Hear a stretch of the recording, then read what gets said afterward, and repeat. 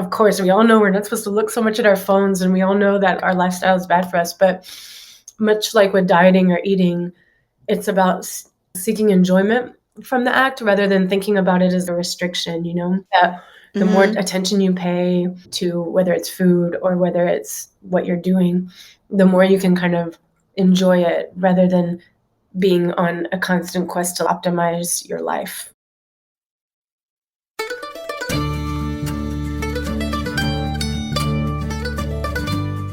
You're listening to the Good Dirt Podcast. This is a place where we dig into the nitty-gritty of sustainable living through food, fashion, and lifestyle. And we're your hosts, Mary and Emma Kingsley, the mother and daughter founder team of Lady Farmer. We're sowing seeds of slow living through our community platform, events, and online marketplace. We started this podcast as a means to share the wealth of information and quality conversations that we're having in our world as we dream up and deliver ways for each of us to live into the new paradigm, one that is regenerative, balanced, and whole. We want to put the microphone in front of the voices that need to be heard the most right now. The farmers, the dreamers, the designers, and the doers. So come cultivate a better world with us. We're so glad you're here. Now, let's dig in.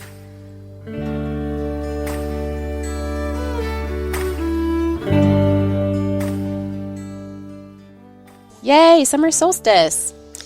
Yeah, summer solstice is Tuesday, June 21st. It's going to be precisely at 5:14 a.m. Eastern Daylight Time. You know, there's a legend that if you sleep under an elder bush on Midsummer's Eve, which is the night before the solstice, you'll be able to see the garden fairies. Are you going to do that? Well, I'm thinking about it. Or maybe I'll just sit out in the yard and watch the fireflies. And this time of year is their mating season. And they gather in the trees, and they make this amazing light show like you wouldn't believe that it looks like garden fairies. Why don't you come join me? Maybe I will. Yeah, we'll sit out and watch the fireflies. I remember the summers that I spent at camp in Alabama, in particular, in North Georgia also. Gosh, those fireflies at night in the summer. Yeah. So we're starting a new theme for summer in the Almanac, which is our online community. We have a different theme every season. And, well, we have a word to sort of encompass a theme, and this season it's embrace. So I don't know about you, but I'm really excited about embracing all of the goodness of summer because, as we all know, summer can just fly by sometimes. And for those of you who are joining us or have been with us, get ready because we're going to have a really fun time embracing summer. We have lots of fun things in store. Yeah. And so let's tell them about our new voicemail system. Right. So our voicemail system, we just set it up. You'll call in, leave a voicemail, and we want to hear from all of you listeners. You can call in and ask a question. You can tell us how your slow living journey is going. You can tell us what the good dirt means to you. We'd love to hear from you. And we're doing a fun thing. After the month of June, all the way up to our 100th episode, which is in just a few weeks, we will be picking one person who left us a voicemail to come back with us, and we'll have a slow living consult. So we'll reach out to you if you're the winner. So why don't you tell us more about the slow living consult? What is that? Yeah, so slow living consult is a conversation with us. It's really what it sounds like. Yeah. It's a conversation with us about slow living. So what is slow living? How are you slow living? How are you not slow living? What areas of your life does it feel inaccessible to you? What sort of things have you been struggling with and slowing down? What is baffling to you? What is exciting to you and inspiring to you? And it's super fun. It's a conversation with us about slow living. So if you call in and leave a voicemail at 443-459-1950, you have the opportunity to win a slow living consult with us. Yeah, and you might be one of these people out there that listens to these conversations and you think, that's not for me. My life is too hectic. I can't do that. That's inaccessible to me. You might be the very person that would benefit from this. And hint, as so many of our recent guests have pointed out, slow living isn't about speed, really, or how busy you are. It's more about the the quality of your daily life and the decisions you're making and things that feel nurturing to you or not. So these are all things worth talking about, and we'd love to talk to you personally. So call in and leave us a voicemail, and maybe you'll get picked for this Slow Living Consult giveaway. The number can also be found in the show notes of this podcast, and it is 443-459-1950. Yeah. And in the meantime, we hope you are embracing early summer, eating some delicious summer bounty, and enjoying the long evenings, and enjoying the sunshine, and getting your hands in the dirt, and going to the farmer's market, and all this. Yeah, so this is all reminding me of our guest that we have today. Yes, so today our guest is Marti Buckley. She's an American, Alabama-born writer and a cook who's found her way to living a life she loves in San Sebastian, Spain. Her first book, Basque Country, A Culinary Journey Through a Food Lover's Paradise, came out in September 2018. She's currently working on her second book, as you'll hear in the interview. It's all about pinchos. If you don't know what pinchos are, if you've never heard of Basque Country or San Sebastian, you are certainly in for a treat. And as you'll hear in this episode, actually as a family, we had the opportunity to visit this amazing part of the world. Oh, gosh, it's been 12, 13 years now. It was 2009. Yeah. Yeah, I want to go back. Time to go back, Mom. Yeah. So Basque Country is a region in southern France and northern Spain, and they'll have, as you'll hear her explain in the episode, a super specific culture and language that has this really sort of mysterious history to it.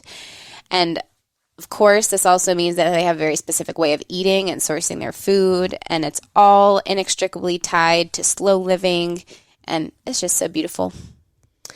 Yeah, and we've talked to several people who've ended up living this slow European lifestyle, and it's really fun to talk about that and to see what things we can learn from people that live in other countries and apply them here or wherever we live that can help all of us reach our slow living goals or the life that we want to lead.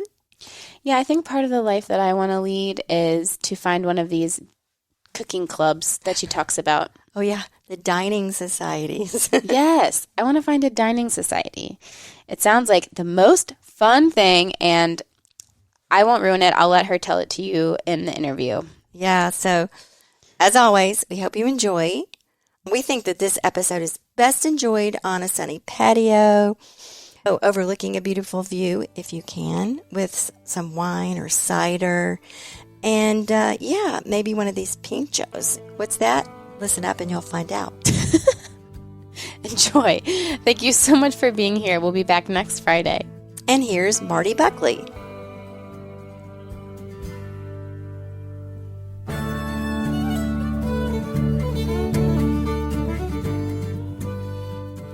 I'm Marti Buckley. I am from Alabama, but I live in San Sebastian, Spain, where I have been for the last over a decade, about 11 years now. I'm an author, and I'm a cook and a journalist, and I published a book, Basque Country. It's a cookbook, but it's also sort of like an anthropological study of the Basque people, which is the people group that inhabit the north of Spain where I live. And I'm currently working on my second book, which is another cookbook about pinchos, which are like the small bites that Basque people are so famous for. So how did you end up in San Sebastian? So you're from Alabama. How did you end up in San Sebastian? And how did you end up cooking and writing about cooking? I don't know. I feel like a lot of what has happened to me has been luck or fate or whatever you want to call it. I did the thing where you study Spanish and you want to go study abroad and get the language down better. And so in my mind, I wanted to be in Europe studying Spanish. I wanted to be in Madrid. That's all I wanted. Mm-hmm. But the program that I signed up for decided to put me in Pamplona, which is a much smaller little city. It's about an hour from San Sebastian, where I am right now. And I had no idea what it was. And so I landed there, my first trip out of the United States, in the tiny airport. It's like one room. And I was like, where am I? And that kind of kicked off this journey of learning about Europe, learning about Spain, and learning about this people group in the north of Spain that's like very different. And at that moment, I just fell in love, So even after I finished my 6 months abroad and went back home, I was just kind of obsessed with the Basque country in Spain. But of course, you have to then like live your life. And so I finished my college degree in English, and I started working in the magazine industry, and then took a year off to give birth to my daughter. And when it was time to kind of reincorporate myself in the workforce, or when I got pretty antsy from being at home for like a year, I decided that I wanted to try my hand at cooking professionally, or I just wanted to see what it was like. So I went one night to the best restaurant in Birmingham, Alabama, where I'm from, and I did, I guess you could say, a stage. And it was like the worst experience of my life. It was horrible. I was the only girl. I thought I was like an avid cook, but of course, when you go to a professional kitchen, you realize you have no idea what you're doing. It was just really scary. And I probably never would have gone back, except for like the chef de cuisine followed me out that night, and he's like, "Thank you so much for coming." I was like, "Yeah, whatever." And he was like, "Come back anytime." And I was like, "Whatever." And then he was like tomorrow. And I was like, "Oh, okay." Because, I was so nervous and flustered. Yeah. So then the whole way home, I was like, "Why did you say you'd go back? Why did you say you'd go back?" But, I had given my word. And so I went back the next day, and I pretty much went back every day for like the next 2 years. Wow, that's such a good story. Yeah.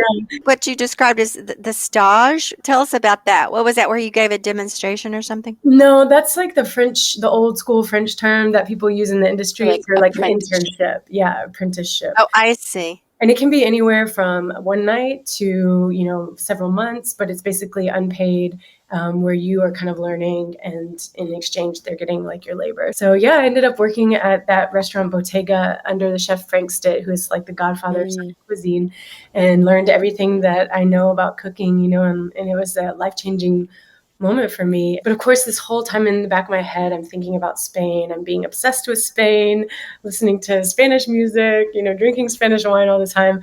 And I'm also like in parallel working my freelance journalism career. And so I'm writing all the time. So this other really huge coincidence happened to me, where every day before I went into work in the kitchen, I would stop at a coffee shop and write for like an hour or so.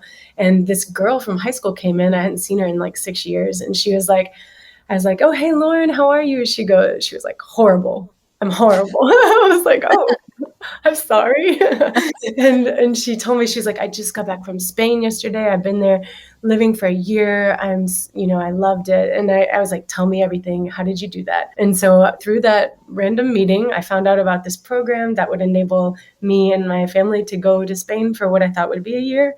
And so we ended up doing it and never coming back. Oh my gosh. I'm going to cry. I want to move to France so bad. This is it, Mom. Okay. Thanks, Marty. Yeah. Bye, everyone. This is Emma's aha moment. Yeah, I'm having an aha. First of all, I want to say I've spent some time in Birmingham too. I lived there for a few summers, and Bottega, amazing restaurant. Yeah. What's his other one? He has a few. Highlands and Chez Fun. Yeah. Yeah, Chez Fun. Oh my gosh. That's so cool. I want to hear more about your first experience that night, like how you thought it was a disaster, and all the things your brain was telling you that this isn't going well, and then it turned out to be like just absolutely pivotal for you. So talk about that first night. Yeah, that first night in the kitchen. I mean, it was like everything. I had to borrow shoes because I didn't have any shoes to wear. I had to borrow a knife from a friend. And I never used that kind of like high grade cooking restaurant knife. I had to borrow some chef's whites. It just felt like I was a total imposter in every way. Yeah. And you get there and they're like, "Chop an onion." And actually, I don't think they even trusted me at the beginning of the night to chop an onion. It was like, pick parsley leaves, like wipe these plates clean. And just watching, the kitchen full of these guys working hard, putting out a ton of covers, and you just like not wanting to be in the way. And, I think the whole culinary world is changing over the past decade, and it's becoming more professional and more gender balanced. But this was still like 15 years ago, and it was still very much like a man's thing, and people who, had never done anything but cook. And so they were like in this world that I was very much not a part of. And another funny thing, like I don't think I've ever talked about this to people in public, but I actually didn't really used to eat seafood. and that night, as a reward for my hard work, they pulled me over and served me a huge bowl of bouillabaisse. And it's Wow. like, for someone who Uh-oh. doesn't like seafood, it's pretty much the worst dish you could ever imagine. It's like mussel, shrimp, fish, like all the stuff in the sea in a bowl with a bunch of liquid. And I was like, you know, but of course you can't be like, I'm sorry, I don't really like seafood. So, Yeah. so I just kind of forced down as much of it as I could. That's so funny. That's And of great. course now you live in San Sebastian, which is like, oh my God, the best seafood Yeah, and all of that. I've grown to like it, of course. Like you get here, everything is totally different. The quality and the freshness. I feel like calamari and octopus are like kind of gateway seafood. And so like I've gotten Yeah. seafood. So yeah, I'm a reformed seafood hater. Well, okay, I'm like you in that coffee shop talking to Lauren. So what was it that what was the program that you thought you were doing? Like, let's move you to Spain, and what was that like? And then I also want to hear more about Basque Country. Yeah. Yeah. Okay, sure. Yeah. So when I ran into Lauren, she told me about the Auxiliares program, which is a government funded program that's actually like so great, I think, for this country. But it brings English speaking people in to do about 10 to 12 hours of English teaching a week. And they place people in all of the public institutions. So it can be anywhere from like a grade school to like an official language school to higher education, and you just go to the class once a week and you're like their native, they get to hear you speak native English. And so the real value in it, I mean, the money is okay. The real value in it is the visa that you get to be here, right? Mm-hmm. So as an American, it's really difficult to get to Europe because of visa issues. And that's the program I did. And I did it for a while until I was able to transition to another actual quote unquote real job. Cool. So is that similar to what you did in France? Yeah, Emma? I actually did that. I've heard they have like kind of the same thing in France, or Yeah, and I could have stayed for 2 years. But yeah, I guess I was younger. I was still pretty fresh out of college and I was just kind of like bouncing around. But maybe I can go back and do it again. It was super fun. So when you were teaching, where was that initially? San Sebastian, because Okay, so they placed you there. At that point, I was obsessed with cooking. I was obsessed with Basque Country, so I knew like this was the place to be because San Sebastian has an outsized valley culinary reputation for the size of city that is. It's like 180,000 people, and it vies always with Tokyo for the most Michelin stars per person. Wow. It's got not only Michelin stars, but also this phenomenon of eating known as pinchos. It's just got all of these culinary riches. And I just knew that it was like the center of the food universe and that I wanted to be there. So I wrote a sneaky email and was like, please put me in San Sebastian. Yeah. And tell us about Basque Country and what that means. Okay, well, Basque Country is a region in the northeast of Spain and the southwest of France. It's a people group that is one of the oldest in Europe, and nobody knows exactly who they came from. The language is not similar to any other language in the world. Still to this day, nobody is sure where the language has come from. And it just dates back thousands and thousands of years. And so now, even to this day in 2022, they are still like a super outspoken, super culturally cohesive, and just a super different culture. They have, different genetics. It's like all still very intact. Mm-hmm. And so their cultural, it's defined by a lot of different things that makes them really special. And they're spread out basically over like 4 Spanish provinces and 3 French provinces. And yeah, there's a lot of political kind of controversy about what is Basque Country, but at its most simple, that is probably the best answer. That's a great explanation. Yeah. What are some of the distinguishing characteristics of the culture? You've described the food a little bit and some of the, I guess, personality characteristics, but anything else you can say about that? What distinguishes it from France or Spain? The we typically think about? So we can start with the fact that it rains like 220 days here a year. Wow. And so all these images that you have of like sunny Spain, that's not here.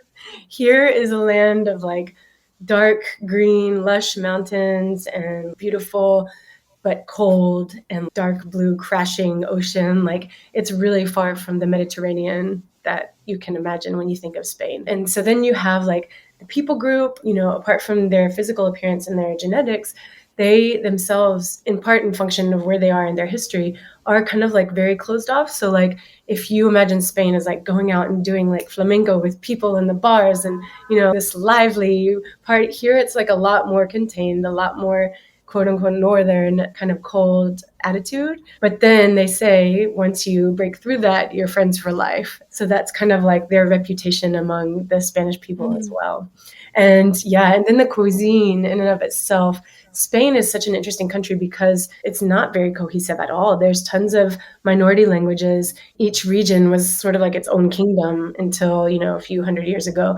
And they still cling really tightly to these small cultures across the peninsula. And so Basque Country is definitely one of the most outspoken, one of the most different, and one of the most kind of mysterious as well, like many subcultures of Spain or of Europe. So for me, like I've specialized obviously in the food here, and that's kind of like a whole nother thing of what makes Basque food different from Spanish food. I mean, here in the north of Spain, it surprises people a lot because they don't do anything to the food. They don't do anything to the food. They don't add anything when they're cooking except for salt and garlic, and maybe like on a crazy day, some parsley. Wow. Yeah. Like if you crack a little black pepper on some food here, they're like, ooh, spicy. Oh, wow. I guess that really speaks to the flavor of the ingredients. Yeah. And the freshness and 100%. Yeah, that's 100%. If you look, at cultures that add a lot of spices, it's often places that are hot where the food would go bad. And, but here they're right next to the ocean, right next to the mountains, every day pulling out amazing fresh fish in this beautiful land that's still pretty pristine, not at all like urban sprawl or anything. So everything just tastes amazing, and the produce is still in this day, amazing. So it's definitely to do with that. What about that piment? Isn't there a Basque pimento? Pimon d'Espelette. Yeah, that's on the French side. That's made in this beautiful little village called Espelette. And if you go there, now it's more for show, but previously they would grow these peppers, red peppers, then they would string them up and they would tie them to the outside of their huge farmhouses to dry in the sun. And once they dry them, they blend them up into a powder, and that's piment d'Espelette. It's not super spicy. No, it's not super spicy. It's like a milder cayenne pepper, maybe. Yeah. But it's also got a delicious kind of smoky, sun-dried flavor. But it's definitely more, used on the French side of the border. There, there's like some different influences if you look at French Basques versus Spanish Basques. Oh, that's so fascinating. So this sounds at least one of the slow food capitals of the world. Yes, I think it definitely is. I mean, one of the things that I first kind of realized and first just was in awe of is like how much people here are still rooted in the temporality and the seasonality of the food that they eat. Like when I was growing up, like I grew up with my mom, she's of the generation, kind of like still like housewives, canned goods, ready-made meals. And I never, even growing up in Alabama where there's great summer produce, I never really like processed that like, this is only for summer, this is only for fall, this is only for winter. But here, people not only know that their whole lives and never lost that, they also kind of love it. And they love like eating mushrooms every day for 2 months and never eating them again for like 10 more months. And for them, it's like a cause of celebration. It's like, oh, it's time for the cider. Oh, it's the first guindilla, the first peppers. They're like, ready to eat now. They really celebrate that, and they have it like in their head at all times and have not forgotten it. And that's really cool to see that unbroken. Oh, that's amazing. Like, as you say, they never lost it. It's been a continuation all the way through. And, we talk about slow living through the seasons, and seasonal eating is such a big part of that. And something that we're having to reevaluate or re-experience. Relearn. That's the word. Something we're having to relearn, because when I grew up, I tell this story a lot. I feel like I kind of experienced that transition when I was younger. It was more about eating out of gardens and that sort of thing. And then as I came up through the 70s and all these convenience foods started popping up and people started being really enamored with saving time and just the ease of it. And people kind of fell in love with stuff and fell in love with things like box cakes. Right. And one example I love to give is we were just all went berserk over Tang because you could have orange juice instantly, and the astronauts drink it, so therefore it must be like really good. So anyway, so I sort of experienced that, and then raising my kids in the 90s, convenience was king, as I like to say. And now we grow a lot of food. We get farm fresh food from the CSA, and it's just now that all my children are grown and out of the house, my husband and I have made a 180 on what we eat. Hopefully, it's rubbing off. And hopefully through what we do with Lady Farmer, we're sort of talking about it more and getting people more aware of this issue. That's why we love talking to people in Europe that are still living this lifestyle. And yeah. And so would you say your family has adapted and you guys live that way too? Because you're immersed in it? Well, yeah, I mean, definitely. My daughter, we came here when my daughter was 2.5, and she is really considers herself kind of just equally Basque as American. Yeah, she's used to it. She has never known anything different. And that's like kind of the really interesting part because yes, in America, I agree. We're like relearning this and we're kind of adapting to this lifestyle. But there's something so, like, I envy them so much of never even reflecting on it and just having it like internalized. And, they don't make a big deal about it, but for them, it's just how things should be. And it's like, they're not like Instagramming it. Like it's happening and it's just life. And I love that. And they're also like a lot more willing here to spend money on good food. Food for the Basque people is like the most important thing ever. They're talking about it all day long. When they go to have lunch, they're talking about what is for dinner. They're asking, like, which fishmonger do you go to? Oh, I don't, he's not the best one's over here, and it's like all these kind of conversations around food.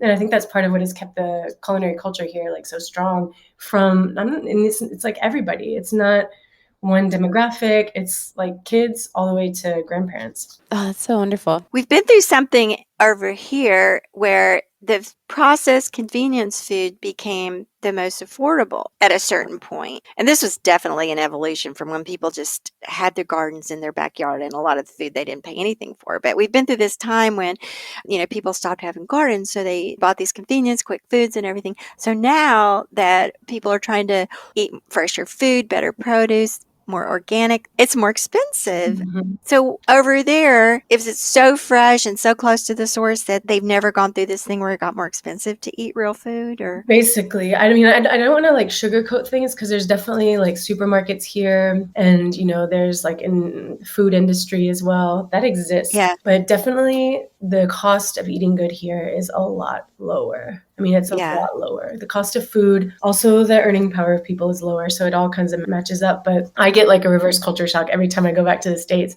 at how expensive things are and, how expensive things are to eat good. Here, it truly is like cheaper to get the item that is from closer, cheaper to get the item that's just a potato and not a potato powder or potato casserole already made. It's still kind of intuitive here. And it's true that kind of that whole good food becoming a status symbol or only for a certain demographic that had relearned it. It's not happening here. Food can be a status symbol, as in like I went to the most expensive market in town and got like a wild turbo and I'm going to serve it for dinner. Like in that way, people appreciate it and they like to kind of show that off a little bit. Mm-hmm. But yeah, it's definitely a different vibe than what's happening, I think, in the States. What's a turbo? Is that a fish? Yeah. Rodaballo in Spanish. That's awesome. Yeah. So what is a pincho? What is a pincho? Well, that is probably one of the most complicated 4-word questions you could ever ask. However, to try to like talk about it in a more simple way, a pincho is, if you know a tapa, the words are often used like interchangeably. There are like some differences. So it's a small bite of food or, a bite that is like 2 or 3 mouthfuls of food. The way that it's different than a tapa is that it's usually like a little bit more elaborate. Like it can be kind of like a really tiny dish, or it can also be The word pincho comes from the Spanish word to pinchar, which means to like pierce with something. And so the original pinchos were like maybe olives, peppers, and anchovies stuck on a toothpick, or a piece of bread with a piece of cheese on top stuck with a toothpick. And those kind of started to show up around the early 20th century. But they quickly, as Spain got better off economically, people, started to go out and eat, they really kind of evolved into works of art. And so by the end of the 20th century, you're seeing like haute cuisine pinchos of like with like foam and like, smoke coming out of them. But Whoa. basically, let's just say it's a small bite of food that you eat in the Basque Country. Okay. And it's a lot of like anchovies, right? Like canned fish type things. Yeah, well, so I'm like deep in the thick of all this. As I mentioned, I'm writing the Pincho book. Right. I'm about like a week out from turning it in. So yeah, there's cured fish, like tuna and cured anchovies are definitely a backbone of like the traditional Pincho, cured pickles, cured onions, like all those things get stuck on a little toothpick and made into these banderillas, which is like the most simple kind of Pincho. But there's also, if you go to the old town of San Sebastian, you walk into a Pincho bar. I mean, it's just like, for those of you who've never been, if you've been, you know. If you know, you know. But for those of you who've never been, just imagine like walking into a bar, but the bar top is just stacked with beautiful, amazing looking food. Well, this is pre-COVID as well, but anyway, Yeah. You just walk in and you grab one and you eat it. And when you can, you get the attention of the waiter and they hand you an amazing glass of like lightly fizzy white wine made about 10 miles away. And you just stand there and talk to your friends. And if you're hungry, you grab another one. And then when you're finished, you just tell them what you had and you pay probably about $6. Oh my gosh. So that's Pinchos. I was too young to do that when we went last time, but let's go back, Mom. That sounds so fun. Yeah, I have vague memory of being in a restaurant and you picked and then you told them what you had. I do remember something about that, but we were sitting down. Yeah, it's kind of an intimidating way to eat as a tourist coming in. Like, if you don't, we weren't sure what to do. Yeah. It can be intimidating for sure. And like the waiters here are on a salary; they have no motivation to smile or to be really nice. So they're not. They're just gonna kind of laugh at you. Yeah. Yeah, but then the waiters, like, it's a real living for them, right? Yeah. They make an honorable wage. Yeah. Oh, that's interesting. Mm-hmm. Lately, I've been feeling like I can't keep up. I want to slow back down. The disconnect between what I value and how I want to be in the world every day versus what I feel is being demanded of me has grown jarring, especially now that it seems the world has opened up entirely.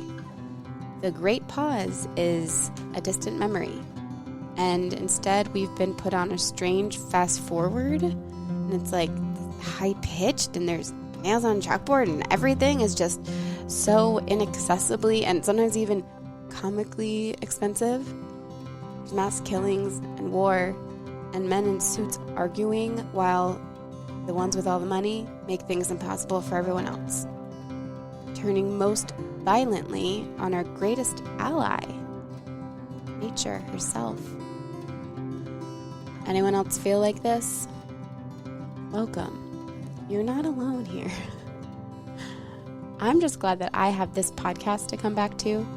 These conversations I get to have with my mom and the incredible guests we have on keep me grounded and remind me of the compass in my pocket, the way that I want to be in the world. All I have to do is remember to take it out and look at it. This is why we created the Almanac. The Almanac is our growing community that we host online. Don't worry, it's not one more thing you have to do or to check off or show up for. It's not affiliated with the mass social media conglomerates, and we don't and can't do anything with your data. It's merely a place where we at Lady Farmer map out a blueprint of how we intend to live fully and slowly and deeply into each season.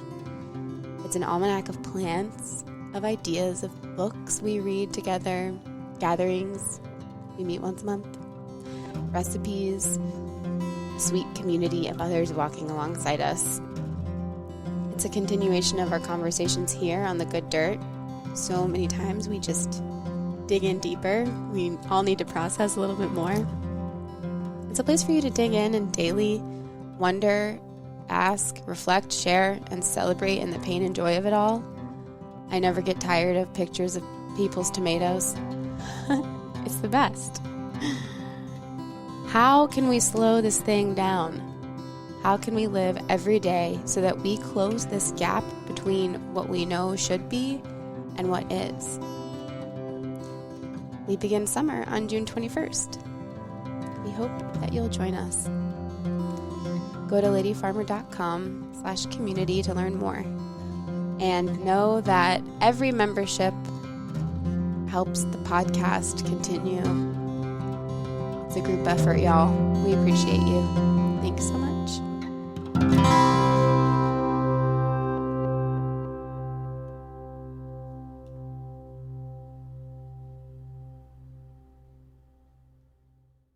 So tell us about your cookbook you already wrote. Yeah. And about your new one too. Sure, yeah.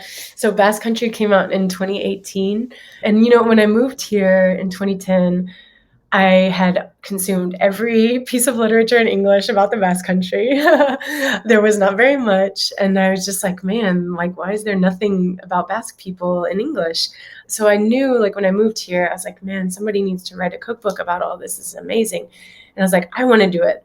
But then after 3-4 months, I started to realize, at first, it's kind of like a up and down curve. I thought I knew everything after 2 months. And then after 3 or 4 months, I realized, there's one of my friends from here invited me to his village, and he took me, and it was a festival devoted to this bean. And we went to his dining society, which is a secret food club. And after that day and that experience, I remember thinking oh my God, there's so much to this that I don't know. And so that was for me a moment where I was like, okay, this cookbook needs to be written. I want to write it, but I am not ready. And so I was kind of shelved the idea and just kind of immersed myself. And I was also writing a blog and trying to write, articles about Basque Country, but I kind of shelved the cookbook idea for a few years. And when I picked it back up, I worked on the proposal and shopped it around. And much to my surprise, that actually worked. So I knew when I began to work on writing the book that I wanted it to be really focused on the Basque cuisine, traditional Basque cuisine, in the Basque tradition. Because here, there's the pinchos and there's also the haute cuisine, the Michelin stars. But I really wanted to focus on that essence of Basqueness, and I wanted to transmit that in the book. And so the book has, I think, 94 recipes in the end, and they're the most traditional recipes of Basque Country. And I really worked hard to go into detail about the story behind each recipe, but also accompany that with the different stories about Basque culture, because food is so intertwined with the culture here that you cannot separate them. They're inseparable. And so you really need the context. You need to know about the fishermen in the Basque tradition that went out to the deep sea. And you need to know that context to appreciate why people here eat a hot tuna soup in summertime, for example. So really telling all those stories was important to me. And it took me about 3 years to write it. So talking about slow. Wow. Did you find that Basque people received your cookbook somebody might say, oh, what's an American doing writing about our food? Mm-hmm. What was that like? Yeah. I mean, so just from the beginning when I started working on it, I had that, in my head. And my whole goal while writing this was one day when it's translated to Spanish and or Basque and or French, I want someone from here, not just someone from here, I want a grandma to pick it up and read it and to say okay, this is correct. This is perfect. You got it. This is it. And so that was a major focus for me. And really the Basque people have been so closed off from the rest of the world for, at first, a long time ago because of their geography and their language. And then more recently because of the political clashes they've had with the Spanish and the French nation. So they've been closed off until really the last 20, 30 years. And so they are still very happy to have people recognize them and to talk about them. And so I didn't get a lot of blowback in that respect. And, I worked really hard to make it something that they could be proud of because I love them so much and I love it here, And so yeah. And so now I've been here for so long now that they, at least in San Sebastian, I feel I know everybody knows me. And so, yeah, I've gotten mostly really positive comments about it. And also like I actually did have somebody tell me that their grandma like took out a pen and paper to like find stuff that was wrong with it and that she didn't find anything to write down. So Oh, wow. Oh So man, has it been translated yet? that's the the biggest Spanish, yeah. Oh, wonderful. And do you speak Basque? I speak a little bit, like a kind of like Okay. tourist, that like a dumb tourist level. Okay. Like I can say like my name's Marti and I live in San Sebastian would be like Ni Marti naiz in Donostian bizi dago. So it's like that's how it sounds. It's crazy. Yeah. It's like not like Spanish at all. No, it's really difficult to learn. The verb conjugation is really difficult, and it's also an agglutinating language. So like any modifiers go on the end of the words, which is not like any other Romance language or English. So it's tough. It's tough. But my daughter is fluent and she's really cool. In Basque? Whoa. How do you learn Basque? I mean, they don't teach it in school, I guess, or do they? Well, actually, yes. So in America, for anybody who is interested, the University of Nevada at Reno does or did, and I think they still do, like distance learning classes. So I did one of those when I was in the States. That's how obsessed I was. But it's really, it's really hard to learn Basque. So here, there are lots of Basque like academies because there was this gap and like people who are middle-aged now came to age when Franco, the dictator, was in power and he didn't let anybody speak it. So everyone had to speak it like, privately. Oh. There's kind of like a generational gap. So because of that, there's tons of Basque academies.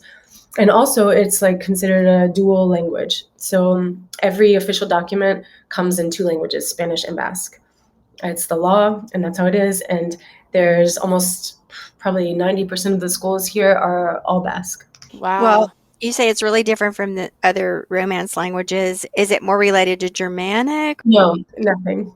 Totally independent. Nothing. It's nothing. It's like nobody knows where it came from. That is mysterious. It's very mysterious. Is it? It's not Catalan, is it? Is that a different language? Yeah, Catalan is like in the area of Barcelona, and Catalan is more of like a blend of like French and Spanish. Okay. Yeah. That's so fascinating. Yeah. It is fascinating. And I didn't realize even how fascinating it was when we were there. I didn't realize how obscure the whole thing was, the culture and the language and everything. We got to go back and get our pinchos. We were in Saint-Jean-de-Luz, in France.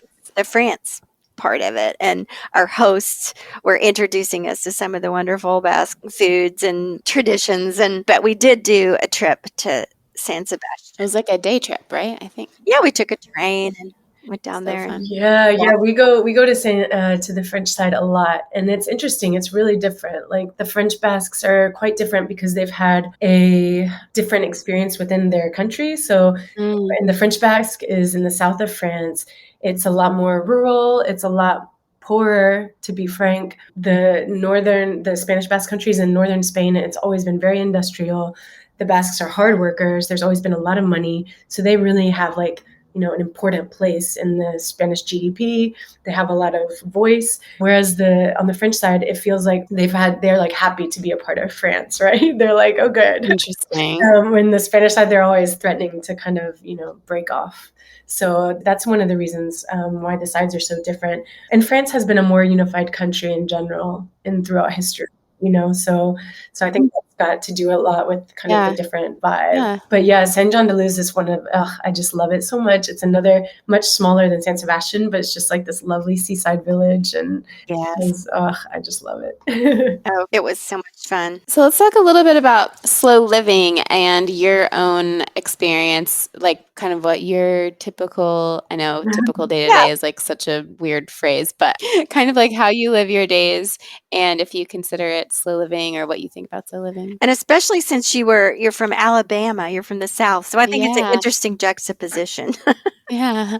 Yeah. Definitely moving here was a shock, I mean, what do you expect, right? Anytime you leave the States for another country, you're going to get culture shock.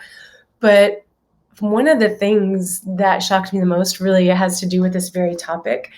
I remember like the first year I was here, I had like a somewhat stressful paperwork situation. And, I was almost like afraid to even tell my boss at work that I needed like to do these things for paperwork or to, talk to her about how difficult it was. But it's like when you say something, if you're stressed about something here or if you have like a family emergency or whatever, everyone is like, okay, like take a day if you need it, like don't get stressed. Stress here is really seen as like the enemy. Oh. And stress here is also given its due as like dangerous for your health. Wow. Yeah, here you can get, and I don't know how easily, it seems pretty easy to get, a baja from your job, so like medical leave for stress. My goodness. Yeah, that encapsulates kind of like the different outlook in just a very cut and dry way. Yes. And then what it does, I mean, I think we're coming around to it in America. I mean, I think more and more people are recognizing the role that mental health plays in physical health. And I think we'll get there or closer to that at some point.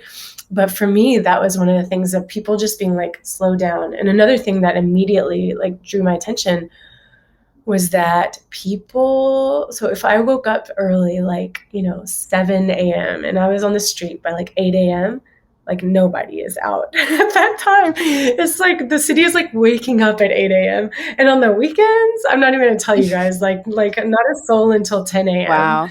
And it's such a dramatic contrast, it's just like people are just taking things slow. Another thing that I quickly adapted to was like the long lunch. Yeah. So on the weekends here, you're not getting away with less than 3 hours at lunch. And that's like in a hurry. That's like being in a hurry. That's like in and out on a Saturday. Is that in a restaurant or at someone's house or? Well, yeah, people here don't entertain very much in their houses. So it would be like in a restaurant, or it could also be at a dining society, which is a very Basque phenomenon. They're like these rooms, locales in a building that have been outfitted with a professional kitchen, and then just have like a big room with lots of tables, long tables. And you become a member of it, you go, you bring your food, all the pantry staples are there, all the drinks and wines are there. You write down if you use, wine or drinks or olive oil or whatever, you write it down. And then you just invite your friends and you cook and you have lunch there. And, that kind of starts at like on a Saturday, you would go do some shopping at the market for the fresh stuff around 11. You definitely stop to have like a vermouth at 12 and a little pincho to fortify you because you're about to go cook. And then you go to your gastronomic or your dining society and you're cooking, till 2 or so. And then you finally start eating around then. And then you're definitely still eating, like you're finishing dessert maybe at 4:30. But you don't get to leave because then you have to have a digestive drink. So for most people here, that's like a gin and tonic. And so you're probably finishing lunch at like 6. So you're like doing 11 to 6. Our listeners can't see, but my mom and I's jaws are on the floor that whole time. Oh, this dining society. Oh, how did that get started? Is that, tell me like about a community that. kitchen or something? Yeah, kind of. Yeah. It's something that dates back about, I think the oldest one is like 1830s. I think that's probably the oldest one. But yeah, it's really particular to this corner of the world. And yeah, I don't know exactly why they started, but they definitely were, up until very recently, they were a men only thing. And a lot of people joke around that they were like the way, because the Basque society is very matriarchal. It's like women are really strong. A lot of the lineage stuff happens, or inheritance stuff can happen on the women's side. And so these were the places for the men to go like hide. That is so funny. To go escape. And it's really interesting because I think they actually have played like an important part in legitimizing cuisine here. For something to be legitimate up until recent history, it had to be important to men, right?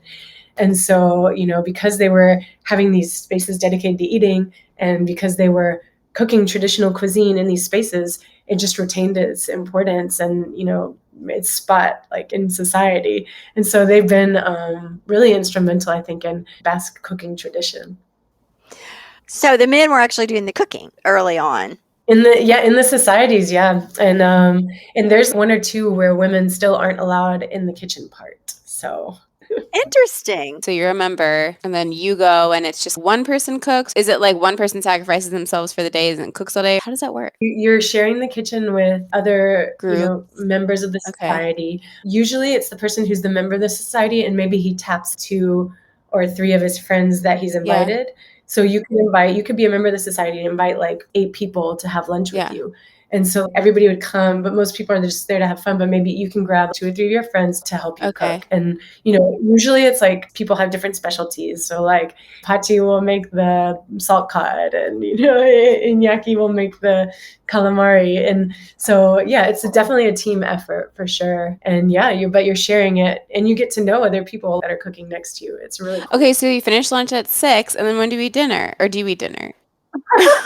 Well, you do eat dinner, but late as well. So on a weekend like that, what a lot of people end up doing is having like pinchos for dinner because you kind of never really stop the act of eating. You kind of go have another drink outside, hop around, and then by like 10 or 10:30, you're like, well, let's go like have some pinchos. So that's what usually happens. And one more question about the eating in societies. So are you intermingling with the other parties there? Are you sharing food with them? Does it become one big party or is it little separate groups? Yeah, not really. Not so much like sharing food with them. I mean, usually in my experience, like, I don't know, about half the time I'll end up chatting maybe with other people that are at other tables, but it's usually more of just like a nod and a wave or like, because everybody's kind of doing their own little plan. So yeah. It kind of sounds like a restaurant that Like you're cooking also. Like you show up. You bring your own food. Yeah, BYOF restaurant.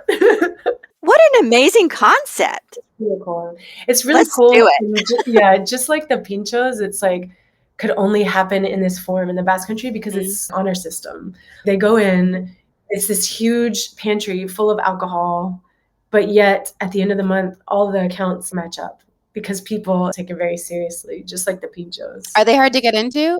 We have so many questions. We're writing our business plan. So how is it funded? The members pay a monthly fee. I get it. Okay. Yeah. And is it hard to get into? Yeah, it can be. So the center, the nexus of this whole concept is the old town of San Sebastian. And so the wait lists for the ones that are in the old town there are wait lists. And you usually have to be like the son of somebody or, really recommended by somebody to get in. But then if you go to like the other neighborhoods or if you're in a village, I think it's a lot easier and you can just be like, okay, I want to be a member and they'll let you in and you have to, attend meetings and you have to follow the rules. So are you in one? No, I have not taken that plunge because I have so many friends that are in them and I haven't taken that. But I'm sure you get plenty of invites and you probably get to cook some too, huh? Yeah. When I first moved here, I guess I was like 25 or 26. And so at that point, I remember talking with some of my friends as I made good friends here. And they're like, okay, who's going to join the society? Because it's like you have to have one. Yeah. What a fantastic way to learn how to cook the dishes, like be in the kitchen with those people. And I mean, it was just really so inspiring to see like a 26, 27-year-old guy take like this huge aluminum pan and make, cod cheeks in emulsified olive oil. It's just they care so much and they're so skilled.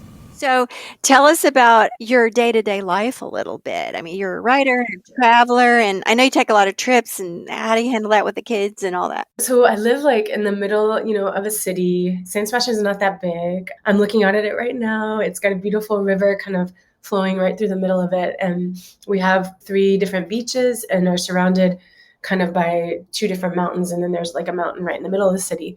And so that said, it's a pretty compact city. So I do have a job. I work in marketing, but I also write on the side. So I do have kind of a structured weekday, but it's a lot different, I feel like, than it would look if I was in the States because I'm waking up, getting, my daughters ready. The older one walks off to school, which is right on the beach. The younger one I take to her school. And when I first moved here, I just remember thinking of the movie Beauty and the Beast because like we would walk down the street to school and it'd be like, bonjour, bonjour.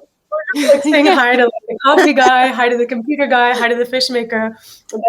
That's like how the morning is. We like walk down the street and we're like, hola, hola, hola. You say hi to everybody. And I love that. I just like, I don't know. For me, that's that kind of idea of having all these kind of acquaintances and people and just say hi to all day long. I don't know why, but it just makes me feel good. I feel like that's missing, or it was missing for me in the States. So that's kind of like the cool part of living in this kind of pedestrian area. And then my day, work day, but then the long lunch thing is usually on the weekends. So I feel like kind of most people take a quicker lunch break during the weeks, although if you do have lunch out, it's a different way of eating. You get a first plate, a second plate, a dessert, and a coffee. It's still very civilized. The idea of running in and out for a salad or taking a sandwich to eat at your desk, like I'm the only person doing that in San Sebastian. Yeah. But I still have that American part of me that's like, okay, I need to get my work done. Okay, if I eat too much at lunch, I get sleepy, But Yeah. people here just power through it. Coffee, wine, then coffee, then back to work. So that would be so hard. Wine at lunch. I know, they I do would be it. They done. do it. Love it. I Yeah. know. I remember in France when I was doing that teaching thing, the teachers at school in the middle of the day would sit, we'd all have lunch together and we'd crack a bottle of I wine. don't know whether is it like civilized or is it alcoholic? I don't know, but I love it. So funny. Yeah, it's just a totally different kind of viewpoint of what alcohol is and the part it plays in Yeah. society. Yeah, absolutely. It literally helps your food taste better and Yeah. it helps your food digest. And Yeah. So now that you grew up in America, now you've been living in Europe, Spain for a while. It's not like you've just been there a year or two or whatever. So, and there's so many people that may be listening to this and say, "Oh, I love hearing about that lifestyle, but it's so unattainable here. We can't do that. I can't pick up and move to Europe, and life is different here." What can you tell people about just bringing a little bit of that slow living into our culture here? And because it is as you say, is recognized there. It's healthier. It's makes you happy. You have association with people, and Yeah.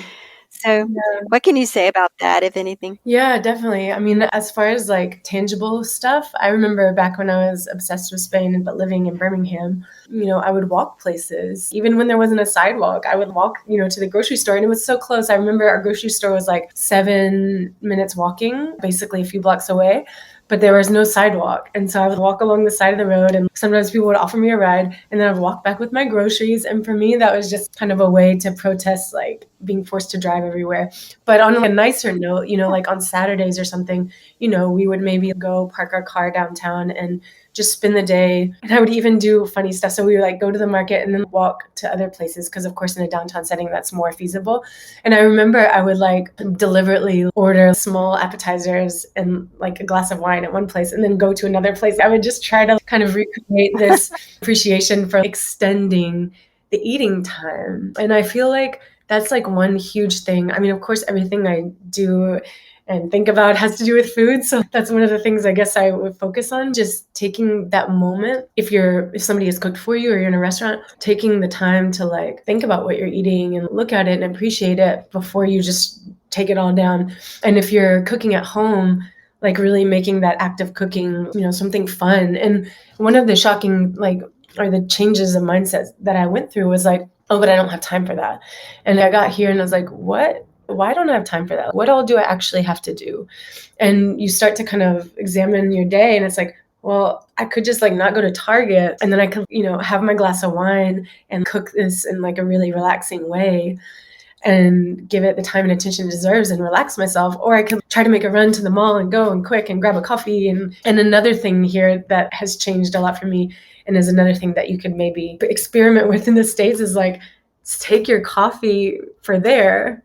Don't walk around and drink it. Stop. Give yourself time to like stop and sit and rest and think or have a talk with your friends or just stare into space. I mean, sometimes when I talk about this kind of stuff, I feel like not hippie, but like annoying, it's like, of course, we all know we're not supposed to look so much at our phones and we all know that like our lifestyle is bad for us. But much like with dieting or eating, it's about like seeking enjoyment from the act rather than thinking about it as like a restriction, that the more attention you pay to whether it's food or whether it's what you're doing, the more you can kind of enjoy it rather than being on a constant quest to like optimize your life. You know what I mean? Oh, so well said.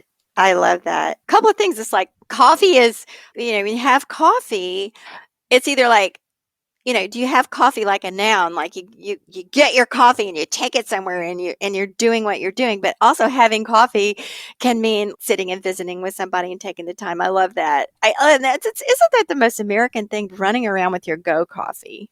It totally is. It's like for people in Europe, if there was like an American Barbie, that would be the Barbie with a to-go cup of coffee. Like that's what the whole Thanks. So the other thing I was going to do was tell a story, and I've told it on here before, but my big aha moment about slow food was I was visiting a friend in Italy, and well, an American friend, and we were traveling together, and we were invited to this Italian person's house for lunch.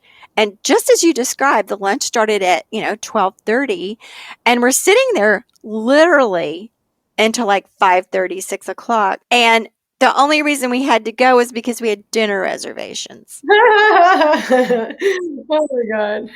During that lunch, there had been a bowl of figs on the table and they ran out. And the host said, "Oh, let me go get more figs." And did he go to the kitchen refrigerator? No. He went outside to the tree and, Yeah. and he picked the figs off the tree and brought them back to the table. And that just blew me away. That really was a pivotal moment for me. I thought, this is a way of life. Food straight from the tree, all this time, tons of wine, and then going straight to dinner. Yeah. So Yeah. And it's like it's good for you. I mean, living like I'm convinced that like that is a big part because there's all these studies about the Mediterranean diet and Sardinia and how they live till 100, but we're never going to be able to extract that to a pill essence, Yeah. like no, it's the actual act of doing that. And it's the act of talking to people and socializing while you're doing it. That's the health benefit. It's not the vitamin orange Right.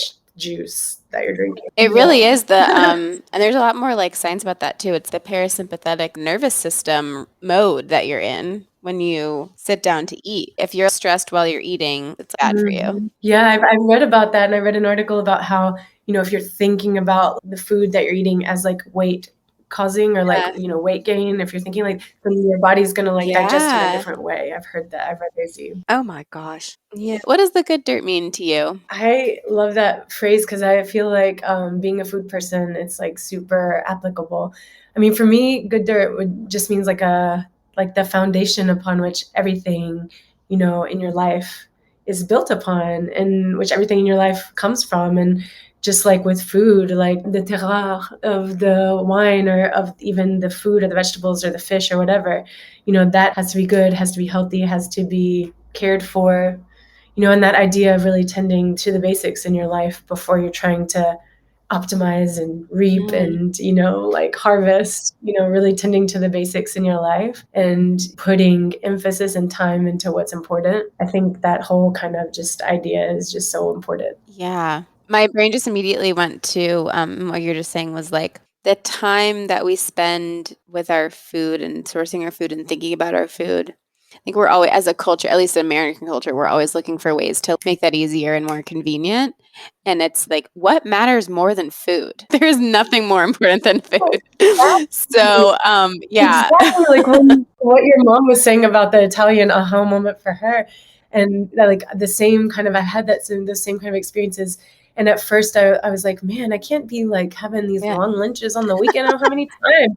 And I was like, well, what am I going to really do on the weekend anyway? Like, like what else did I have to do? And it's just like, that realization and the realization that the whole convenience thing that is like you said, the basis for the American way of eating is like that whole thing is built on a fact that's not even true. We don't have to make up for all that lost time. It's not lost. Isn't it something to think that we've been kind of brainwashed that way? We totally have. That we don't have the time, and which is a fundamental part of what we talk about at Lady Farmer. We have as much time as they did 100 years ago, and our grandparents that sat around on the porch and did supposedly nothing. We have the same amount of time. It's really what we tell ourselves. We just have a lot of other people wanting our time because we make them money. So yeah. True, Emma. I have one more question for Marti. So I imagine you have a lot of farmers markets, and that's where you get your food. You go straight to the fish person or the farmers market. Is there a farmers market in the square, or where do you get your food? Yeah, definitely. I have actually, it's like funny story after I talk about this. I just thought of, so here in San Sebastian, there's a couple markets, and what that means, they have kind of permanent places. So there's one in the old part that is very famous, La Brecha.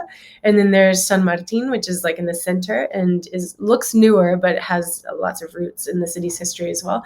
And basically there's just tons of stalls. There's like a fish section. There's the butcher section, and there's, the greengrocers, are the farmers actually. They drive in and they're beat up trucks in the morning and they drive out at midday, and they're selling their stuff every day. And it's as simple as just walking up and, buying the stuff, which I always laugh too, because it's like always the same stuff, changing with the days, but like there's never even like a purple carrot. There's never anything out of the ordinary. It's always like leeks, onions, basics. potatoes, carrots, squash. It's very much always the same thing, which can be, as an expat here, can be slightly annoying sometimes, but then, I love it in reality. And that actually makes me think, because one summer we went out to live in the countryside. We spent almost 3 months in a small village called a town. It's really beautiful. It's in some Basque like jokey legend, says that it's the site of Garden of Eden, and that when the apple fell, it stayed in the ground and it fermented and it became Basque cider. Like it's just because it is paradise, especially in the summer, like on a sunny day. It's just gorgeous. And so we lived out in this village, and we got into the habit of being very Basque because they only had a small store. And at the store, people from the village would bring extras from their garden that would then be sold at that little store. And so it was all the same stuff all the time. So we got into the habit of having this Basque simple salad, which is nothing, but you can't really find it anywhere else. It's like loose leaf green lettuce, thinly sliced like spring onion, and then apple cider vinegar and olive oil and salt. And we had that every day. And so I came back to San Sebastian in September, and I went to like the best farmer's market. I got the same ingredients and I made the salad, and it didn't taste as good. And it didn't taste the same. Whoa. Oh my gosh, like that is so crazy, because it's still good. It's still really good, because I remember when I came from America to here, and all the food I made tasted better. Mm-hmm. But like the fact that I could distinguish the taste from, this tiny village, The greens and the onion. it was crazy. I was like, man, it really does matter. And also another thing about the Basque people that's really interesting is that because their cuisine is so simple and because they eat the same thing all the time, they have really sensitive palates, and they're really good at like telling when a fish is, fresh, and they're just really, really good at tasting the stuff that they are trained to taste.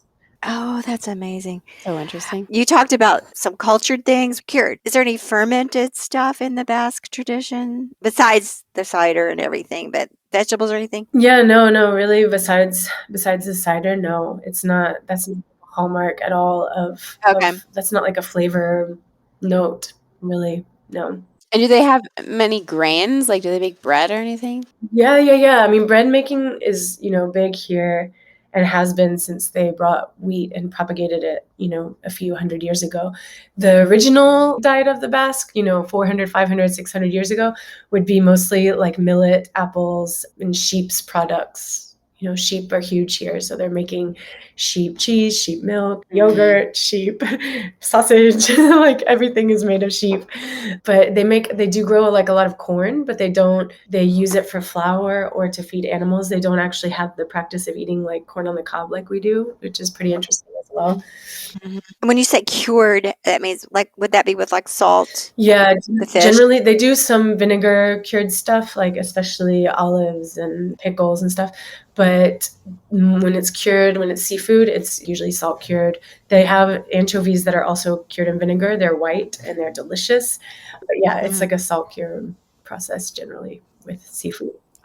Well, is there anything else that you want to touch on or that you want the listeners to understand about the work that you're doing? I always talk about when I'm making these recipes, and one of the things I learned when I did the first cookbook, to appreciate, because like if you look at a Basque recipe in my cookbook, so many of them don't have that many ingredients. They're not in and of themselves that difficult.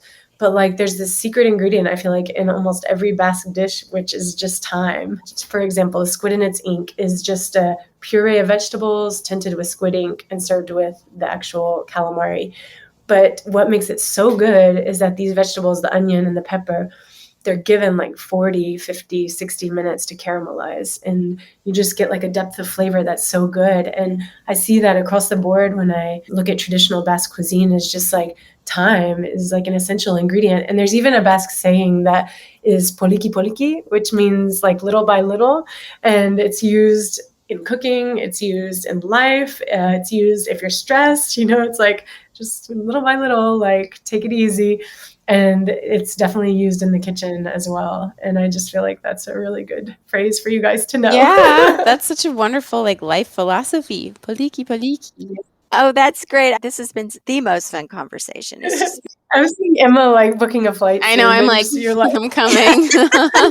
Well, thank you so much for reaching out. I'm so glad that you did. yeah, if you guys Yes. tempted to come over, then you have to let me know and I will help you. we will. Have a good day. See ya. Thank Bye. you. Bye-bye.